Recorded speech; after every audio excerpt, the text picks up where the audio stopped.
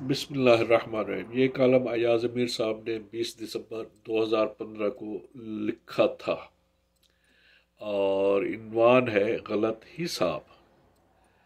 लिखते हैं, दूसरी जंग अजीम के बाद बनने वाले अजीमुशान इत्तेहादों में से एक तो अमरीकी क़यादत में दाइश के खिलाफ बनने वाला 65 ममालिक का इत्तेहाद है। दूसरा 34 रियासतों पर मुश्तमिल एक बिरादर अरब मुल्क का, जिसमें पाकिस्तान को भी बादल नाखास्ता शामिल होना पड़ा। जब बिरादर मुल्क के प्रिंस ने पाकिस्तान की शमूलियत का ऐलान किया तो हमारे दफ्तर ख़ारजा के फरिश्ते भी इससे बेखबर थे। गुमान है कि यह फैसला भी अस्करी इदारों की तरफ से किया गया था। यकीनन किसी मुल्क को चलाने का यह मुस्तहसन तरीका नहीं, लेकिन यह कहानी फिर कभी सी। इस बात की जांच करने के लिए कि ये अलायंस किस हद तक गैर मुअस्सिर है,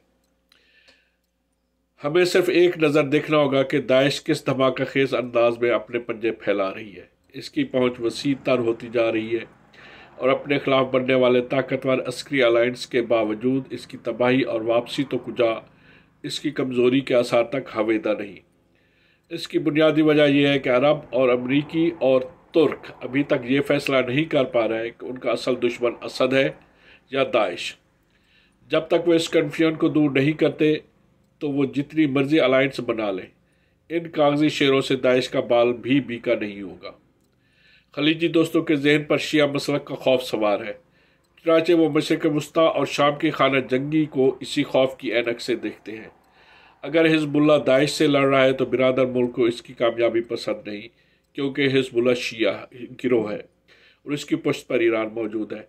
अगर असद की अफवाज दाइश के खिलाफ लड़ते हुए आहिस्ता आहिस्ता अपना इलाका वापस छीन रही है तो हमारे अरब भाइयों की रातों की नींद हराम, क्योंकि असद अलवी मसलक से ताल्लुक़ रखते हैं जो अहले तशय्यो की एक शाख है।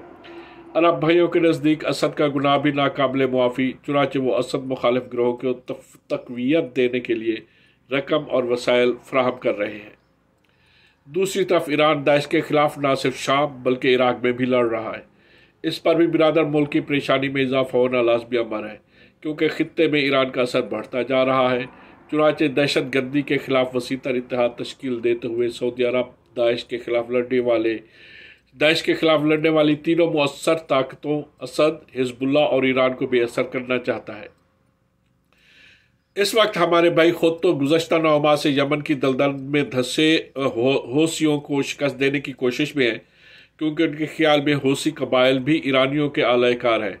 तो क्या वह अपनी इस मुंतशर ख्याली के ज़रिए दहशतगर्दी की यकसू ताकत को शिकस्त देने की तवक्को लगाए बैठे हैं? आप किसी भी हवाले से इस अजीब हिकमत अमली का जायज़ा लें तो तलाश बसियार के बावजूद इसमें कोई माकूलियत दिखाई दे जाए तो कहिएगा। उसकी वजह सिर्फ ये है कि बिरादर मुल्क शाम और दाइश और दहशतगर्दी को ईरान के खौफ से अलग करके देखने के लिए तैयार ही नहीं। पाकिस्तान को बिरादर मुल्क के साथ चलने का दिखावा करना पड़ता है, क्योंकि और ये बात याद रहे कि इस मुल्क की खारजा पॉलिसी का अगर मरकजी नहीं तो भी अहम सतून तलोर का शिकार है। अगर इस बेज़बान परिंदे का वसी पैमाने पर खून न बहाया जाए तो दुनिया इस्लाम के मरकज़ को मखसूस कमज़ोरी का सामना करना पड़ सकता है।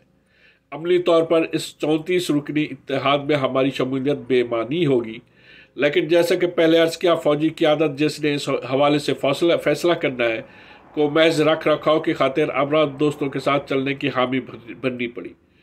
इससे पहले अरब भाई नाराज़ थे, क्योंकि फ़ौज यमन के मसले पर मैदान में उतरने से इनकार कर चुकी थी। चुनाचे उसकी तरफ से एक और इनकार मुनासिब न था। इस दौरान हमारे तुर्क दोस्त भी कतर में एक फौजी ठिकाना कायम करने के लिए तैयार हो गए हैं।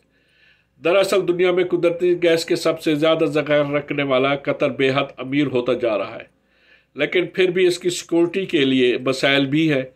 चुनाचे ये अपनी सरजमीन पर मुस्तकिल बुनियादों पर अमरीका के फ़ौजी दस्ते रखता है और अब इसकी सिक्योरिटी को मज़ीद तक़वियत देने के लिए तुर्क दोस्त भी आ रहे हैं।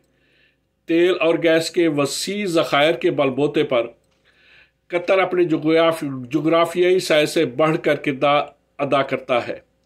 इसका मीडिया हाउस अल जज़ीरा उसे नरम ताकत भी फराहम करता है। ताहम इसी पर इक्तफा न करते हुए कतर का शाही ख़ानदान खारजा पॉलिसी में मुहिम जोई पर अब भी आमादा रहता है। उन्होंने लीबिया के मुअम्मर कज़ाफ़ी का तख्ता उलटने में मौसर किरदार अदा किया। मिस्र में अख़वान की मदद की, अगरचे खलीजी हुक्मरान अल-सीसी की पुश्तपनाही कर रहे थे, और अब कतर शाम में असद मुखालिफ गिरोह की मुआविनत कर रहा है। एक वक्त था जब इस्लामी दुनिया में तुर्क रहनुमा तैयब उर्दवान को तरक्की की मिसाल के तौर पर देखा जाता था। उन्होंने ताकतवर तुर्क फौज को वापस बैरक्स में भेजकर सिविलियन हुकूमत को तक़वियत दी थी। मईशत को बेहतर बनाते हुए तुर्क कौम को इत्मीनान बख्शा था। लेकिन वो ऐसे मामलात में टांग अड़ाने से खुद को बाज न रह सके जिससे उन्हें इज्तनाब करना चाहिए था। उन्होंने मिस्र में अख़वान की हिमायत की और फिर शाम की खाना जंगी में असद मुखालिफ गिरोह के पीछे खड़े हो गए। इन इक़दामात के नतीजे में दाखिली तौर पर उनकी सियासी पोजीशन को नुकसान पहुंचा, अगरचे वो इंतखाबात जीतने में कामयाब हो गए हैं। अगर बैरूनी दुनिया से कोई सियाह आए तो क्या वो ये सोचने पर मजबूर नहीं हो जाएगा कि दुनिया इस्लाम में कोई ना कोई बुनियादी मसला ज़रूर है। इसके इज्तिमाई सोच में इतने इबहाम और तजाद पाए जाते हैं कि उसे बैरूनी दुश्मनों की ज़रूरत नहीं। दाइश का उभरना कोई हादसा नहीं, ना ही कोई नागहानी आफत है। इसके बीच इराक पर अमरीकी हमले ने बोए थे। अमरीकी हमले के नतीजे में सद्दाम हुसैन की रियासत तबाह हो गई और फैलने वाली अफरा तफरी में इंतहा पसंदी ने सर उठा लिया। इससे पहले इराक में अलकायदा का सुराग नहीं मिलता था। सद्दाम के अहनी हाथ ने इस तरह के फितरों को सर उठाने का कभी मौका नहीं दिया था। ताहम अमरीकी हमले ने वो हाथ तोड़ डाला। सद्दाम हुसैन दौर में जोशिया अक्सरियत खामोश रखी गई थी, फाल और तवाना हो गई, और इसके नतीजे में बगदाद में ईरानी असर बढ़ने लगा। इसका असर ज़ायल करने के लिए सुन्नी गिरोह सामने आए। चुनाचे अलकायदा के कदम जमाने के लिए एक अच्छी सरजमीन तैयार हो गई। उसने इराक में अपनी मौजूदगी ज़हर की और फिर उसकी लगाई हुई आग से वो अलाव भी भड़क उठा जिसे दुनिया दाइश के नाम से याद करती है। बगदाद के जुनूब में वाक़ कैंप बूका में मौजूद अव्वलीन अफराद में अल बगदादी भी मौजूद था, जिसने इस्लामी स्टेट का मरकज कायम किया। इसकी सबसे बड़ी कामयाबी यह थी कि उसने सद्दाम दौर की शख्सियात को भी अपने साथ मिला लिया। इनमें से बहुत से अमरीकी हमले की वजह से बेरोजगार थे। चुनाचे इन अफराद में से बहुत सौ को खिलाफत में आला ओहदे दे दिए गए।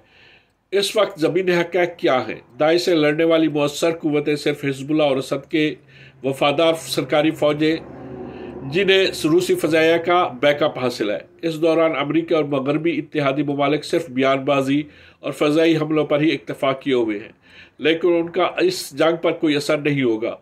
इसके अलावा अमरीका हमारा बिरादर मुल्क तुर्की और कतर असद हुकूमत के खिलाफ लड़ने वाले दोस्तों को नुकसान नहीं पहुँचाएंगे। कभी कभार ईमानदारी से काम लेते हुए अमरीकी तस्लीम कर लेते हैं कि उनकी हिकमत अमली काम नहीं दे रही, लेकिन हमारे अरब भाई ये भी तस्लीम नहीं करते क्योंकि उनका शदीद तासुब उन्हें माकूल तज्जिया करने की इजाज़त नहीं देता। उनकी शाम के लिए बनाई गई किसी पॉलिसी ने काम नहीं किया, लेकिन वो इसी नाकाम रास्ते पर चलने पर मुसर है। चुनाचे इसी मंजिल के हसूल के लिए उन्होंने हालिया अलायंस बनाया है। अरसा हुआ यूरोप मजहबी बुनियादों पर लड़ी जाने वाली जंगों के दौर को पीछे छोड़कर आगे बढ़ चुका, लेकिन दुनिया इस्लाम उनका मज़ा चखने जा रही है। इसमें अमरीकी कन्फ्यूजन भी शामिल है जिसकी वजह से शाम स्पेन के हशर से दो चार होने जा रहा है। स्पेन की खाना जंगी भी मुख्तलिफ नज़रियात रखने वाली कुव्वतें एक दूसरे का गला काट रही थी। जहाँ तक पाकिस्तान का ताल्लुक है तो उसकी राहों में पहले ही कांटे कम न थे, लेकिन उसे खुद को मजीद लाउलहान के बगैर चैन नहीं आएगा। ज़रूरी है कि इस हमाकत के गड्ढे में कूदने से बाज रहे, क्योंकि ये शाम में मुस्बत अदा करने की पोजीशन में नहीं। क्या ये दाइश के खिलाफ लड़ने वाले असद, हिजबुल्लाह या ईरान के साथ खड़ा होगा? नहीं। तो फिर उसे उनके मुखालिफ गिरोह को तक़वियत देने की गलती भी नहीं करनी चाहिए। हाँ, अदाकारी की भी एक अपनी अहमियत होती है और फिर हल्की फुल्की दोगली पॉलिसी भी चलती है, लेकिन इससे बढ़कर कुछ नहीं। इसके पास इससे बढ़कर कुछ करने यानी ईरान और रूस के खिलाफ खड़े होने की हमाकत की गुंजाइश मौजूद नहीं है। शुक्रिया।